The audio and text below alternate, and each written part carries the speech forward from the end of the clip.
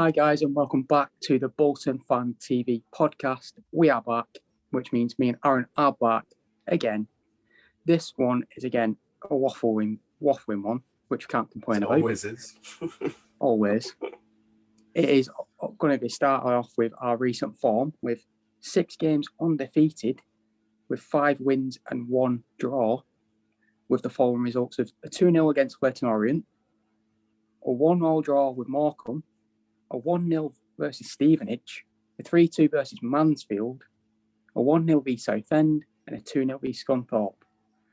What are your thoughts on them 6 results, Aaron? Cannot be happier, realistically. We've just been absolutely amazing in these games. The point I made earlier on in the season was that our mindset was to, go out and hope to get something out of the game. We've completely flipped that, and now we're going out there knowing we can win and believing we can win. And obviously the most important thing, wanting to win. Which obviously you can never really go wrong with. I think, Maddison is one of the key players that stands out to me. It's just overall a very pleasing sight to see. We probably should have started it earlier on in the season, but it is what it is. We're currently sat 1 point off playoffs, so it's not too bad, to be honest. It's still not good enough because obviously we do want to be in those promotion places. But overall, obviously, I'm sure a lot of people are happy, even the other outers, because they seem to have just disappeared. It seems like Thanos has come and snapped his fingers. Again, overall, very happy because obviously now we sit 1 point off of playoffs, and we're actually not far off top 2, which I think could be a possibility we get there. But I completely agree. We have been impeccable these past 6 games. Absolute wonderful performances from the lads. As we did say last week, we would be sat in a new position, which we are. We did say when we did the last episode, we were 10th. We've gone up to 9th on 44 points. And at the start of the season, we was only on 19 points and sat in 20th. 7 months have gone. We are on 44 points, sat in 9th. I know because of the January transfer window, we've got like some Madison, Afolayan, Jensen, Kieran Lee. We are only 8 points off first place. 8 points off first place. So if we could win Saturday and then Tuesday, we could easily close the gap to about 2 points. So, given our recent form, where would you like to see us finish in at the end of the season? Ideally, first or second, but the issue with that is, one, I don't know if it's even possible because, other teams or those teams that are around those positions obviously are going to win games at some point. They will also probably lose games and drop points, but I think it would quite literally mean we have to win every single game just to even have a chance of becoming first and second. I know it's not like many points difference, but I don't know. So obviously everybody's main goal for this season, I reckon, is playoffs. So, without a doubt, the quality we've got in this squad, I wouldn't be, terrified, as me and Tyler have put it, or like stressed going into playoffs, because with the quality we've got in the side and the performances we've shown that we've got in our locker, I reckon we'll breeze it. But then my only concern is obviously, I think I brought it up on previous episode at some point, is then next season with all the loan signings and stuff, what do we do once they've gone? Like, do we then, maybe try and make some of them permanent, which, again, the one that stands out to me, Marcus Maddison, that's the one I would like to see made permanent, but I don't know if that'll happen. Obviously, there was talks of an option to buy, but that was never confirmed or denied. So that's up in the air, but I guess we will find out at some point. Pretty much whether we sign him at the end of the season or not, really. But yeah, just to talk about Afolayan as well. He's a good player. It's just, I've noticed when he's taking his shots, they're never really on target from the one I've seen. I don't know if it's just him getting unlucky or what, but I mean, couple of them, honestly, you give them to somebody like Madison, they're probably go winning. But that's just, I don't know. I reckon Afolayan will definitely get at least 5 goals while he's with us, at least. But yeah, I mean, playoffs is the realistic target, I'd say. Because I mean, I believe Cambridge are on something like 54 points, something like that. 52. 52.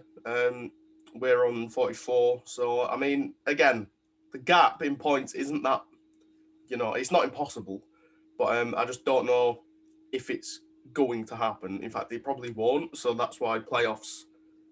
It's kind of the compromise, essentially. We can't necessarily go for the top 2, so we'll settle for the playoffs. Apologies. Yeah. Yeah, I completely agree, because I think Everett's pointing the players' mindset, try and go for playoffs. If we're like somewhat close to the top 2, he'll put a different mindset to go out and just pressure teams to like fumble and all that lot, which I've seen him do in the past few 6 games with the 5 wins. He's making teams fumble under pressure with the mindset that he's put all the players in. Because Bolton was literally 20th, and start of the season, the mindset wasn't even good enough. They were literally losing games and then dropping points where we could have turned them losses and draws into wins, and we'd be already in playoffs by now, or even the top 2 by now. Talking about the influential players, what do you think of Declan John's performance? Because I already think he is one of the best left backs we've had this season and in League 2. I honestly, you can't really ask for more from him, realistically. We're managing to keep clean sheets now. I think we're getting into the habit of doing that. And obviously it's down to Jilks. By the way, Jilks was amazing in our last game. Just watching the highlights, I've not seen him get enough credit, if I'm honest. I think he was absolutely outstanding. But yeah, I'll be honest, the question's gone out of my head. What did you say again? I'm not 100% with it, so you have to bear with me. But yeah, fine. I said, what do you think of Declan John's performance this season since he's come in from the start? And do you think he's the best left back in this league? I mean, it took him a while, but I mean, it was kind of expected because, I mean, at the end of the day, it is a whole revamp of the club, essentially. So it was definitely expected. And now that he really is hitting his form, I mean, again, you can't really go wrong with it. Now that he's hit his form, he's scoring goals, he's helping the team, and obviously he's defending really well to get us to keep clean sheets. And as far as him being the best left back in League 2, I can't really comment without looking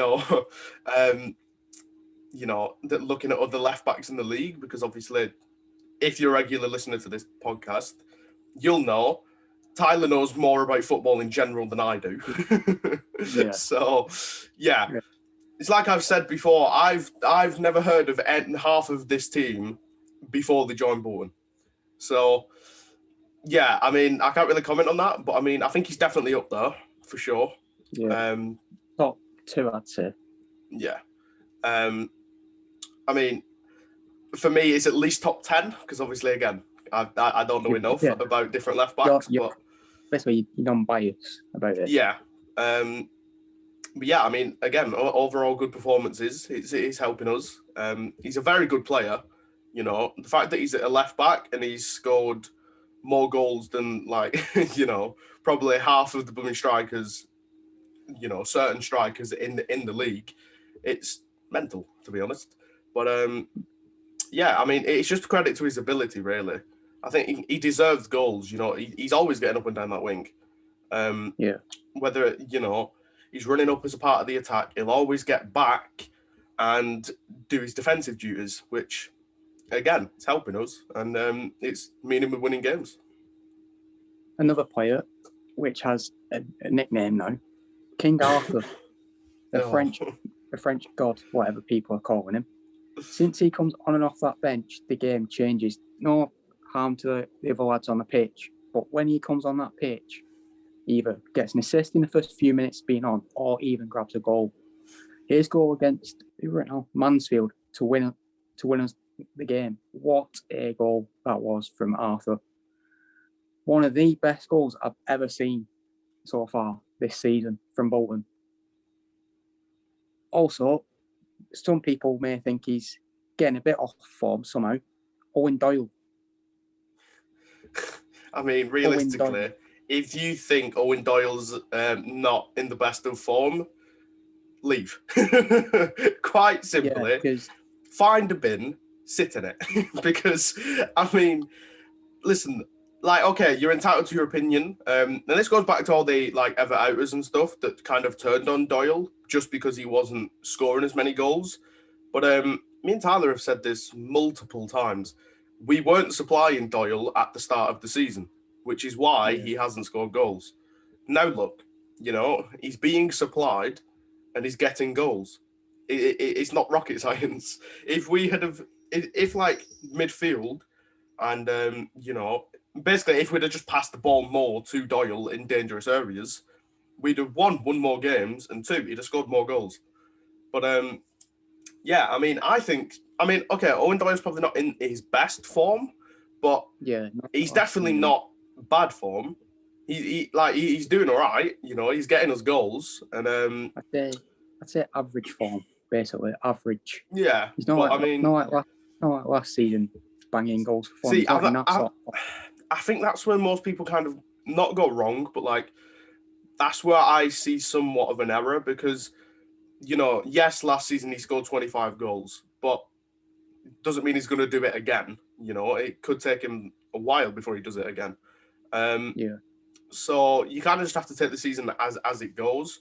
But and don't get me wrong, I've compared his form this season to his form last season, but to compare last season this season, two different circumstances. He wasn't playing for us last season, so I don't think it's really necessary to compare. For certain reasons, I can understand, but when it comes to people saying he's in bad form, this could be actually his good form, and last season was just his exceptional form. At the end of the day, a lot of players will have amazing seasons, and it doesn't necessarily mean they're going to do it again. That's one of the issues with football fans in general, I think. If, for example, with Owen Doyle, he scores 25 goals last season, instantly when he joined us, a lot of people were like, oh, another 25 goals straight away. It's like, you don't know that's going to happen. And obviously, I don't think it might. He did win Player of the Year for the last season when he got a pitch with a Bolton kit on. Yeah, it's just, I don't know. Yeah, it was weird. But that made me laugh. Yeah. Like I've just said, can't really compare last season because, it is two different seasons. But also as well, the fact that he's joined us, he would have still been settling in at the start. That's probably also a reason why he didn't. There was a few chances that towards the start of the season where he probably should have put them away, and he didn't. But again, that's just the team settling in and whatever. At least it's not cost us, a chance at playoffs. Realistically, it could have been worse. It could have been. Apologies, but it could have been a lot worse. If, for example, we weren't scoring any goals pretty much and we were just constantly losing, then we'd probably be sat at the bottom of the table. And we could have already basically finessed our season before it even ended. But and found our fate being relegated. Yeah. But yeah, it doesn't look likely we're going to get relegated, realistically. But again, you never know. Hopefully. You don't know what's going on behind the scenes. I know, but you never know. But no, I mean, football-wise, it doesn't look like we're going to get relegated, which is a good thing, because honestly, I'm dreading the day, if that ever happens, where we are not even in the League Two, League One, Championship, or the Prem. That's when I'm going to be a bit like, okay, well, this is not great, is it? But yeah. Another player who I think has not been given enough credit in that defence, Ricardo Santos. Absolute brickhouse in that defence. Solid. Just say as well, anyone that was, when I think Santos had there was one game where he wasn't great, everybody was quick to jump on the bandwagon and criticise. Every single Bolton fan, pretty much, by a very small percentage. Get him out, get him out. And I've seen a few people. Also, the same with Sarcevic, Sarcevic was receiving criticism just before he got injured. Comes back, he has one training session, and then wins us the game. And then Santos as well, he's back in League Two Team of the Week. He's been in there more than probably anybody in the league right now. So he's been in it. He went in it November, December, January, and now February. Yeah, I mean, mental. He's been in it almost every month, realistically. It feels like he's been there every month. Yeah, if he does not get, I'm sorry, I am pointing this out though. He deserves to be in League Two Team of the Year, because I don't think no other defender can keep up with what Ricardo Santos is doing at Bolton. Oh yeah, no chance. I think this is one statement I will confidently say. With the Declan John stuff, I couldn't say he's the best. My chest. But I mean, Ricardo Santos, the best centre back in this bloody league, hands down. I'm sorry. Okay, people probably bring up stats and stuff, but you know what? That's not all about him. That defence is made up of at least 4 people, 5 if you include Jilks. Either John, Baptiste, or Santos, Jones, and then Gilt to some up. Exactly. He helps team the back line. If 2 of them are going up, he'll stay back, or they'll communicate and be like, right, two others go up, we'll stay back. Yeah. I mean, anyone that wants to bring stats up and anything doesn't mean anything. All you have to do. Yeah, all you have to do. I'd like to see is watch Santos during a game, and you will understand why he is the best centre back in this league.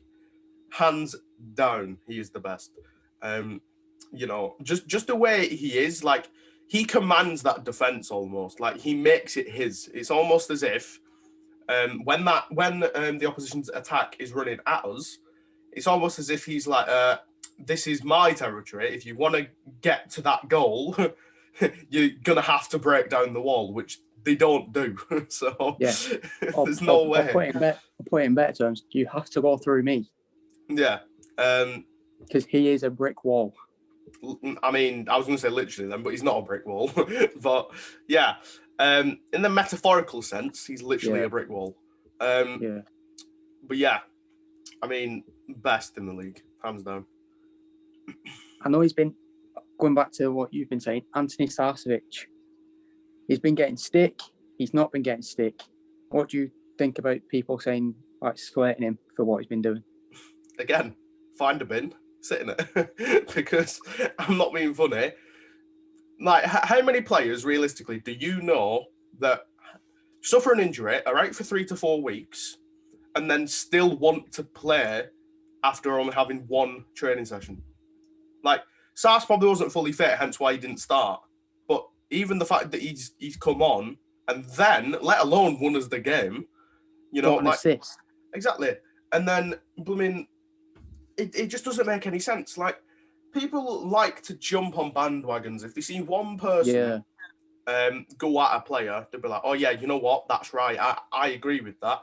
But then 2 seconds later, prime example is literally every single ever outer. because Yeah. where are all they gone now? They've just crept off into the They've shadows, waiting for something to go wrong. They've gone quiet, haven't they? Oh yeah, they've gone very quiet.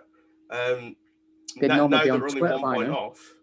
Yeah, they've all been on Twitter and like, you know, oh, Everett this, Everett that, Everett's awful, Everett can't do this, he can't do that, the players aren't doing this. You're like, just stay in the shadows, you know, even if, let's say, we start losing games again, guess what? Doesn't make him a bad manager. Yeah, don't just go, oh, we'll lose one game. Oh, I'm going to sweat it now. What can I say? I mean, get Everett out. Yeah, it's literally almost been the exact same kind of, well, at least at the start of the season, it was similar to how last season when we brought Keith Hill in. You know, after his, like, first 2-3 games, there was already people saying that they wanted him out. Like, yeah. I'm sorry, 3 games. 3. Like, yeah, no. I understand if it's been a season, but, like, 3 games, that's ridiculous. And then, you know, pretty much people did it with Everett as well, because it didn't happen straight away, and people think that, you know, you can just click your fingers and everything will work. That's not how it is. You know, Yeah, start of the season. Go on. Start of the season, bringing in all the new faces, they needed time to gel. They'd only been, well, the majority of them had only been together the 6 weeks of pre-season, which, okay, yeah, they were playing and battering teams 6-7-0, but doesn't mean anything once you get into League Two, which was shown because obviously completely different styles of football, realistically. But yeah, I mean, far as anyone giving like Sarr stick and any of the players, to be fair, I mean, Madison's getting stick for wearing a blooming headband. Like, I'll come on to that in a minute. Like, I'm not being funny. If you're coming at someone for, like, you know, if you're griefing them, whether it's because of the performance or whatever, just sit down. You know, every single player has bad days. It's just fact. It will happen. You just got to deal with it and then hope that they find the form again. Look at Delfonso. Delfonso now, okay, he's not scoring goals, but he's still helping the team, not just by being out there. I think that 2 weeks off has helped him. Yeah, for sure. Because he's come back and he looks more motivated than he was when his form dropped off. And now he's all over the place in a good way because he's all over that pitch. And then he's literally, I don't think he cares about scoring. He wants assists for the team. He just wants to help the team in any way possible. I'm not saying that like, obviously everybody on that team wants to help the team, but but yeah, just don't. Like, I understand criticising players, but just don't go at them. Especially when Sars, he was injured, and then people were saying to get him out because he was overrated. Like, really? He's injured, and then he comes back, and in his first game, it bags the winner for us. Like, what more proof do you need that Sars is like a top-tier player in League Two? Yeah. Realistically, you know, there isn't many players, if any player, that would go to the manager after one training session, after being out 3-4 weeks, and say, you know what, I want to play, even if it's, you know, coming on as a sub. Like, how many players do you actually know that do that or have done that? Not a lot. That's commitment, and that is our captain. That's why he's captain. That's our captain. He literally, even if he's like on, like, say, not even having the best day, like he's not even got enough health to play, he'd literally go to the manager and be like, can I be on the bench or can I start? He wouldn't even care if he's not even the best fit. He wouldn't even care if he gets taken off just because he's not got enough fitness. He's there to play for the team. He literally is playing for the badge, like I've said in a few episodes. He's playing for the badge and he deserves to be the captain.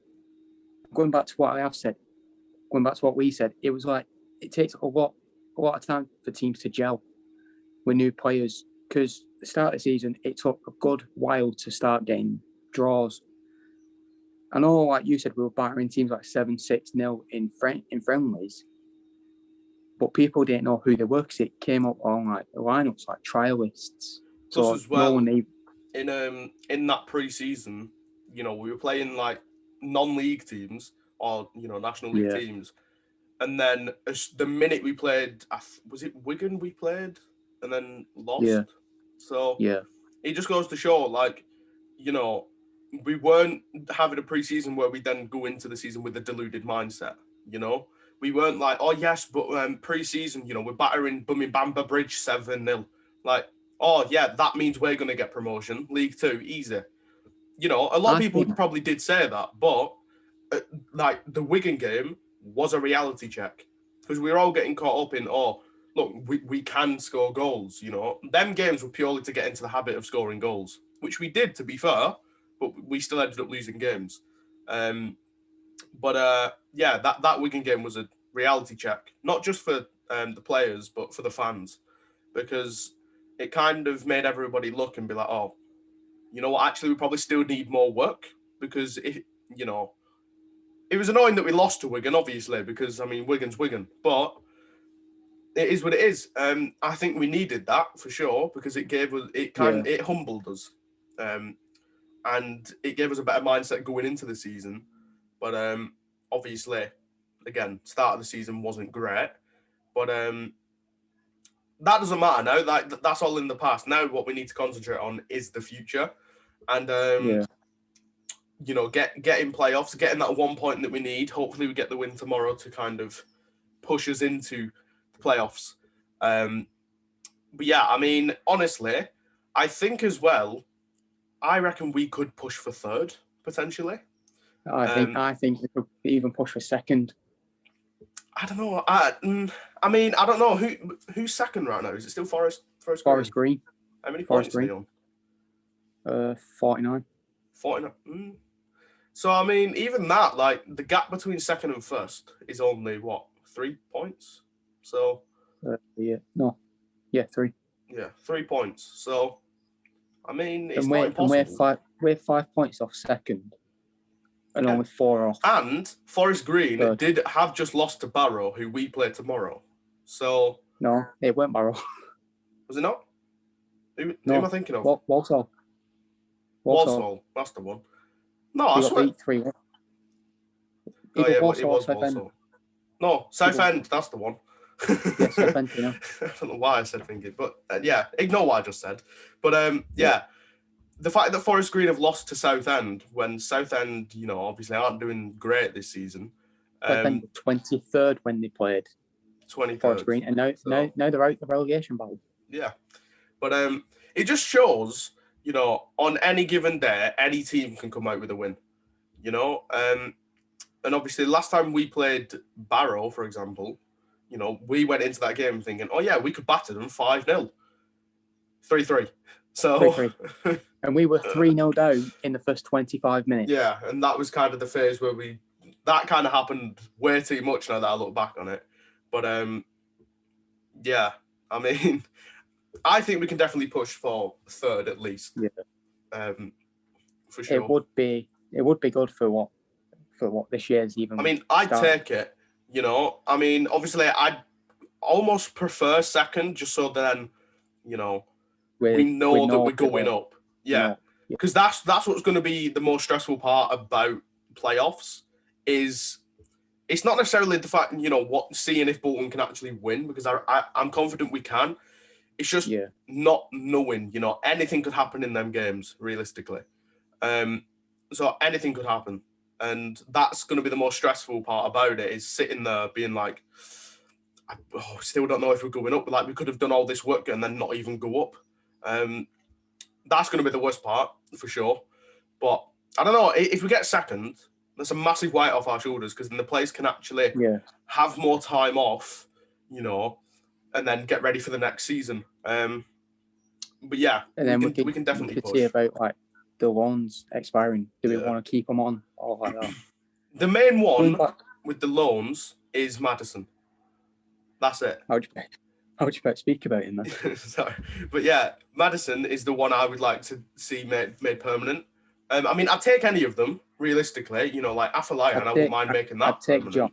I would take John. Declan John as well. I'd take any of them, but I mean, I think for me, priority-wise, it would be Maddison, just because of the quality of player he is. But I mean, we'll have to see what happens with that.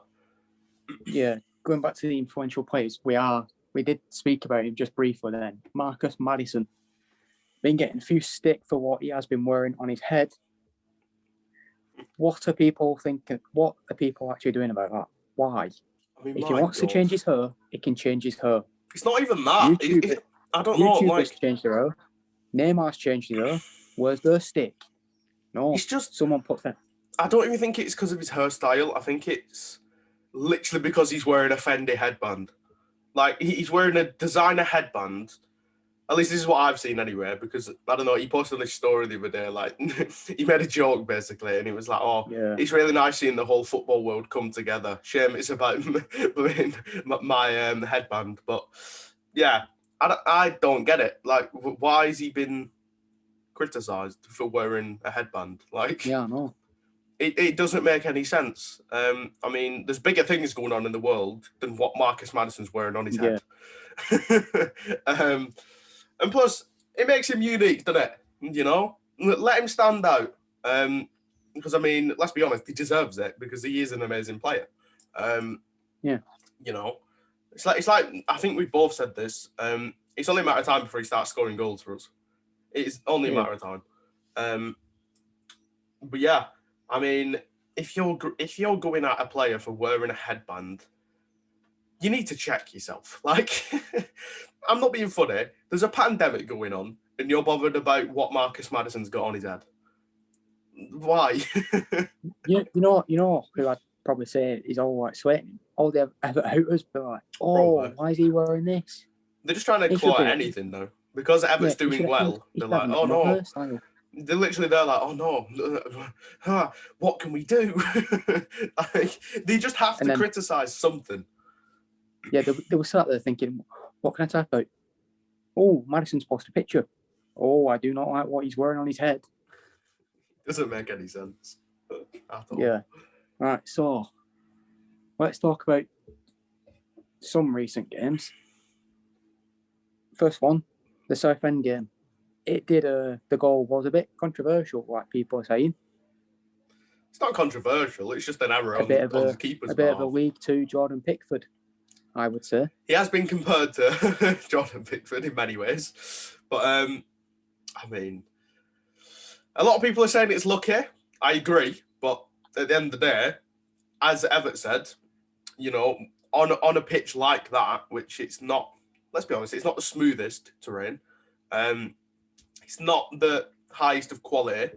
So it's like Everett said, we had to find a way to win, and that's what we did.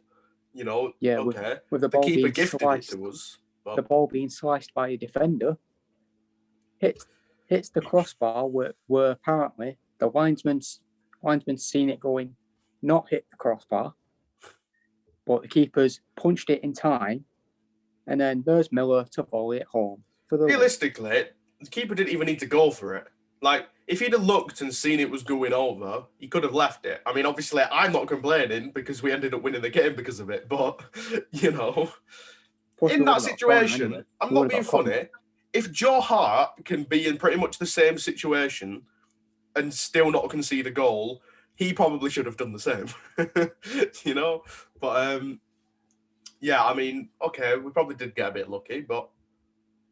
And what? Deal with it. Points are points. It's literally the least we deserve. You know, we deserve that 3 points on that day. Against one of our rivals from last season as well. I didn't really class them as rivals, if I'm honest. But, I mean, yeah. You know what I mean? Like, they were giving us stick as well, weren't they? Going on to the recent game, the 2-0 against Scunthorpe. What do you think about... Did you watch the highlights? Yeah. And, I mean, like I said, Gilks, outstanding. He's not got enough credit. Again, Gilks is one as well, by the way, that has received stick and stuff like that. He's already... I mean, literally, he did better than Krellin in his first 5 games. Like, I'm not being funny. What more proof do you need? Like, Gilks is a very... Like, I mean, no offence, Gilks, if you somehow are watching this or listening to this, but... You know, he's not the youngest of people. And the fact that, one, he's keeping up is amazing, and it's a real credit to him because it just shows what an amazing player he is. But two, the fact that he's probably still coaching as well as playing, and he's still putting in performances like that. Like apparently he's coaching Jensen. Yeah, which again, that's a topic that could be discussed, but don't really know what's going on with that. But yeah, Jilks was amazing. Overall, we were amazing. Probably, again, the only issue to probably criticise would be we need to be more clinical. Probably could have, created more in that game. Probably could have created more and then, led to more goals. But like I said, with Sars coming on and then, banging in that goal, really helped us. Obviously, it could have been at least 4-0, but that clearance from a certain ex-Bolton player off the line, and then Baptiste as well, bro. Holy! Or am I thinking of the wrong game? It was that game, right? Baptiste did pretty much same thing, right? What's it called? Yeah, we shot Jilks. It's gone past Jilks, and then Baptiste clears it. But yeah, Baptiste as well. You know what? Fair play, fair play. One of the best things he's done this season. Yeah, but yeah, very good overall performance. But yeah, we just lacked creativity really. Until Sars came after. Yeah, but then even though Madison were doing bits in the midfield to try and create chances. Yeah, it lacked a bit until Sars came. To be fair though, to the credit of Scunthorpe, the defence is pretty good. Realistically, the attack's pretty good as well. Scunthorpe are a very good side. Pardon me, but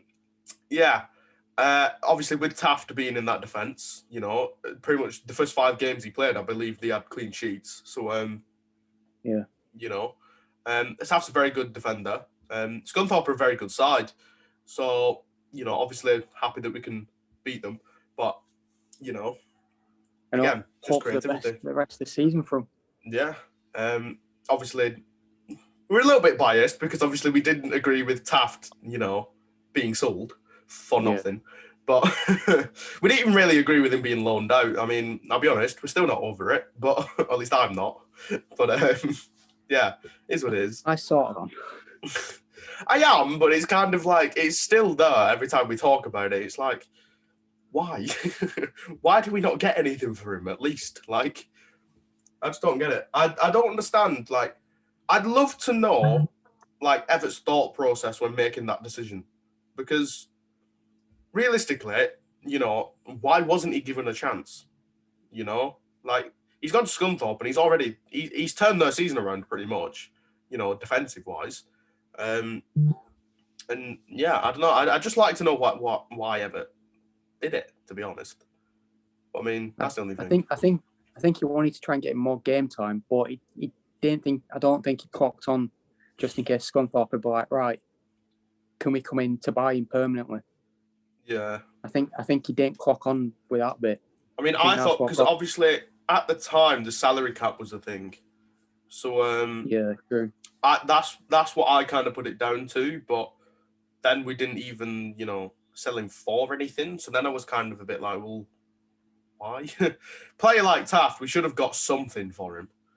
But yeah. It's just a mystery. Yeah.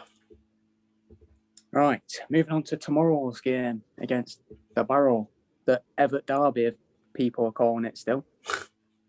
Ex-Barrow manager, got him promoted twice.